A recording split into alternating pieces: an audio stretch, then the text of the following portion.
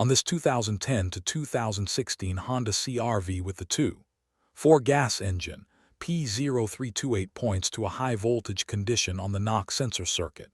In plain terms, the PCM may be seeing a knock sensor signal that is higher than expected. The driver may only notice a check engine light, but the vehicle can also feel down on power or have altered ignition timing behavior depending on how the PCM responds.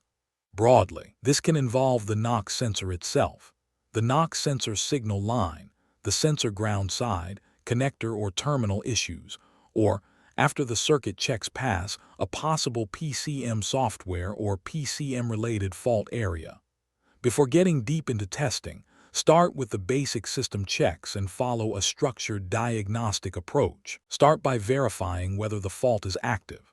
Turn the vehicle to on, clear the code with the HDS, turn the vehicle OFF, then turn it back on and check for pending or confirmed codes with the HDS. If P0328 comes right back, the failure is duplicated and you move into circuit testing. If it does not come back, treat it as intermittent for now. At that point, the system is okay at this time. So check for poor connections or loose terminals at the knock sensor and at the PCM. If captured data is available for this event, try to reproduce the captured conditions instead of guessing. With the failure duplicated, turn the vehicle OFF and disconnect the knock sensor 2P connector. Turn the vehicle back on. Measure voltage between terminal No. 1 and terminal No. 2 at the disconnected knock sensor connector. The decision point here is whether you have about 5.0 V. If you do, the path calls for replacing the knock sensor.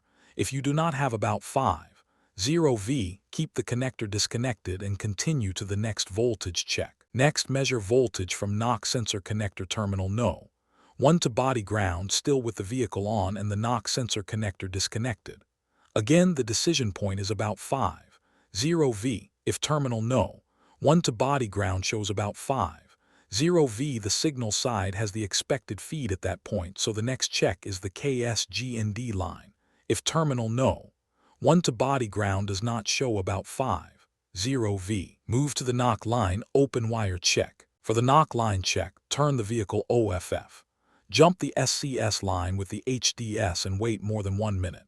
Then disconnect PCM connector C, the 51P connector.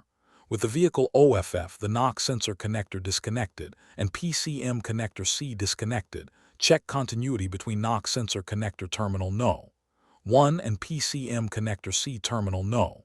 29. If there is continuity, the knock wire is okay. At that point, update the PCM if it does not have the latest software, or substitute a known good PCM, then recheck. If P0328 goes away after the PCM was updated, troubleshooting is complete. If P0328 goes away with a substituted PCM, replace the original PCM. If there is no continuity, repair the open in the knock wire between PCM-C29 and the knock sensor. If the earlier voltage check sent you to the KSGND side, the setup is similar. Turn the vehicle OFF, jump the SCS line with the HDS and wait more than 1 minute. Disconnect PCM connector C, the 51P connector. With the vehicle OFF, the knock sensor connector disconnected, and PCM connector C disconnected, check continuity between knock sensor connector terminal No. 2 and PCM connector C terminal No. 28. If continuity is present, the KSGND wire is okay. Update the PCM if it does not have the latest software, or substitute a known good PCM, then recheck. If P0328 goes away after a PCM update, troubleshooting is complete. If it goes away with a substituted PCM, replace the original PCM. If there is no continuity, repair the open in the KSGND wire between PCM-C28 and the knock sensor. The key is to keep the path clean. Verify the code, check the sensor side voltage, use the second voltage check to decide whether you are chasing the knock line or the KSGND line, and only move toward PCM software or PCM substitution after the wiring path checks good. After any repair, verify the repair and confirm P0328 stays gone. For more diagnostic training, visit stepdiagnostics.com.